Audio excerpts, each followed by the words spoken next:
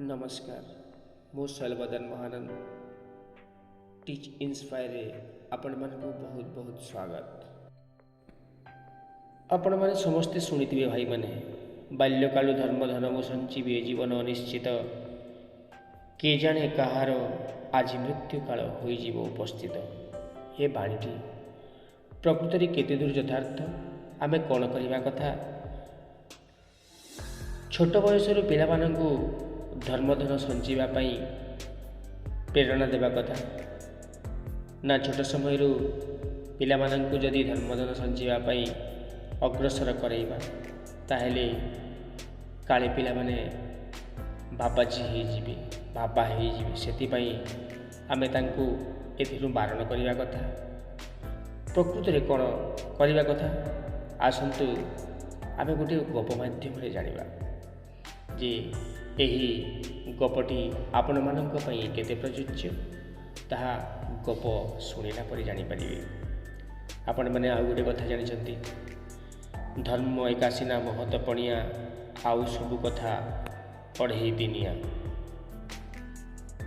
आजिर गप बाल्यकालु धर्मधन संजीवी सीमित हैला असीमानंद। अनेक दिन तलर कथा। से समय रे आजी परी विद्यालय महाविद्यालय आदि न थाए। धनी गरीब राजा प्रजा सबु प्रकार परिवार पिला माने समाज ठारू बहु दूर रे बण जंगल पहाड़ पर्वतर पाददेश रे गुरुमानंकर आश्रम रे रही विद्या शिक्षा करुथिले। देशर विभिन्न अंचल रे भिन्न भिन्न गुरुंकर आश्रम थिला। एही परी जणे गुरु थिले नाम तांकर सुविद्य। गुरु सुविद्यंकर गुरुकुल आश्रम रे बहु छात्र थिले। गुरु सेमानंकु दीक्षा शिक्षा देवा सहित विभिन्न वैषयिक कार्य मध्य तालीम देउथिले। मात्र सीमित नाम रे जड़े छात्र को सुविद्य दीक्षा मंत्र वा शिक्षा मध्य देउ नथिले। सीमित गुरुंकर आज्ञामह शिष्य भाव रे आश्रमर नानादि कार्य आनंद उत्साहर सहित प्रफुल्ल चित्तरे करि जाउथिले। आलस्य वा अबाध्यता बोली किसी सीमित ठारे तिले मात्र नथिला। बहु वर्ष बीतीगला। सीमितर साथी माने विद्या शिक्षा शेष करी गुरु को दक्षिणा दे आश्रम विदाय नहीं गले। पुरातन छात्र स्थान रे अनेक नूतन छात्र मध्य आसी गुरुकुल रे विद्या शिक्षा आरंभ कले। मात्र गुरु सुविद्य सीमित को दीक्षा किंबा शिक्षा देउ न थांती। एहीपरि भाव रे अनेक वर्ष अतिबाहित होई गलानी। दल दल पुरातन छात्र गुरुकुल विद्या शिक्षा करी दक्षिणा दे गुरुंक ठारू विदाय नहीं जाउथांती।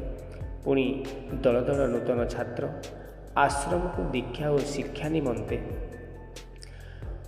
थरे जड़े नूतन छात्र सीमित को एकाकी देखि कहिला, भाई तुम बयस तो अनेक हेलानी, तुम बयसर छात्र तो जड़े हेले आश्रम रे नाहांती, तमे आउ केते दिन एठारे एमिति पड़ी रहिबो। सीमित हसी हसी उत्तर देला, देख भाई तुम प्रश्नर उत्तर देवा मो पक्षरे संभव नुहे। केवल गुरुजी ही ए प्रश्नर उत्तर दे पारिबे। तुमे बरं सुविधा सुजोग देखि गुरुजी को एक कथा पचारि पार। तेबे मु एठारे एमिति गुरुजी अन्य आदेश न देवा पर्यंत रहिथिबि। आश्रमर कार्य और गुरुजींकर सेवा करुथिबि। एहा व्यतीत मोर अन्य चिंता किंबा कार्य मध्य नाही। सेही दिन गभीर रात्रि रे सीमित बिछणा रे सोई सोई चिंता करुथाए। गुरु सेवा दीर्घ दिन पर्यंत करिवार सौभाग्य ताकु मिलिछि। एपरि सौभाग्य बा व्यतीत अन्य काहाकु एपर्यंत मिली नाही। सेहीपरि दीर्घ दिन गुरुकुल रे गुरुंक सान्निध्य रे रहिवार सुजोग पाइबारे से ही एकमात्र शिष्य। गुरु सर्वज्ञता से इच्छा कले और संतुष्ट हेले कृपा करी गोटे मुहूर्त रे ताकू रूपांतरित कर दे पारिबे। तेणु गुरुजी को सेवा द्वारा संतुष्ट करवा ही तार एकमात्र जोग और साधना। एथिरे दृढ़ रहिबा ही तार एकमात्र कर्तव्य। एहीपरि चिंता करू करू सीमित गाढ़ निद्रा रे सोई पड़िछि। से स्वप्न देखुछि। स्वप्न राज्य रे से गुरुंक सहित पदव्रजरे आश्रम बाहरी जाउछि। नगर जनपद इत्यादि ପାଦରେ ଚାଲି ଚାଲି ସେମାନେ ଭ୍ରମଣ କରୁଛନ୍ତି। ଯାଉଁ ଯାଉଁ ଅନ୍ୟ ଜଣେ ଗୁରୁଙ୍କ ସହିତ ସୁବିଦ୍ୟଙ୍କର ସାକ୍ଷାତ ହେଲା। ସେ ଗୁରୁଜୀ ପ୍ରଶ୍ନ କଲେ, ବନ୍ଧୁ, ଏ ଯୁବକଙ୍କୁ ବ୍ରହ୍ମଚର୍ଯ୍ୟ ଆଶ୍ରମରୁ ଏଯାବତ୍ ମୁକ୍ତି ଦେଇନାହଁ କାହିଁକି? ସୁବିଦ୍ୟ ସ୍ମିତ ହସି ଧୀର ସ୍ୱରରେ ଉତ୍ତର ଦେଲେ, ଏଯାବତ୍ ଏ ମୋର ବିଶ୍ୱାସ ଭାଜନ ହୋଇପାରିନାହିଁ। ତେଣୁ ସୀମିତ ଚିତ୍କାର କରି ଉଠିଲା, ବନ୍ଦ କରନ୍ତୁ ଗୁରୁଦେବ, ବନ୍ଦ କରନ୍ତୁ। ମୋର ଏତେ ଦିନର ସେବା, ବିଶ୍ୱାସ, ଧୈର୍ଯ୍ୟ ଓ କର୍ତ୍ତବ୍ୟପରାୟଣତା କ'ଣ ସବୁ ବୃଥା? ଏକଥା ଆପଣ କହିପାରିଲେ ଯେ ମୁଁ ଆପଣଙ୍କର ବିଶ୍ୱାସ ଭାଜନ ହୋଇପାରିନି? ଧିକ୍ ମୋର ଶିଷ୍ୟପଣ, ଶତ ଧିକ୍ ମୋର ଜୀବନ। ସୀମିତର ନିଦ୍ରାଭଙ୍ଗ ହୋଇଛି। ସେ ସ୍ୱପ୍ନ ରାଜ୍ୟରୁ ଫେରିଛି। ପ୍ରଭାତ ସମୟ, ପକ୍ଷୀମାନଙ୍କର କଳରବରେ ଆଶ୍ରମ ପରିବେଶ ପୁରି ଉଠୁଛି। ସେ ବିଛଣାରୁ ଉଠି ବସି ସ୍ୱପ୍ନ କଥା ଭାବିବାକୁ ଲାଗିଥାଏ। ସୁବିଦ୍ୟ ସେଠାରେ ପହଞ୍ଚିବା ମାତ୍ରେ ସୀମିତ ଗୁରୁଙ୍କ ପଦବନ୍ଦନା କରି ପ୍ରଣାମ ଜଣାଇଲା।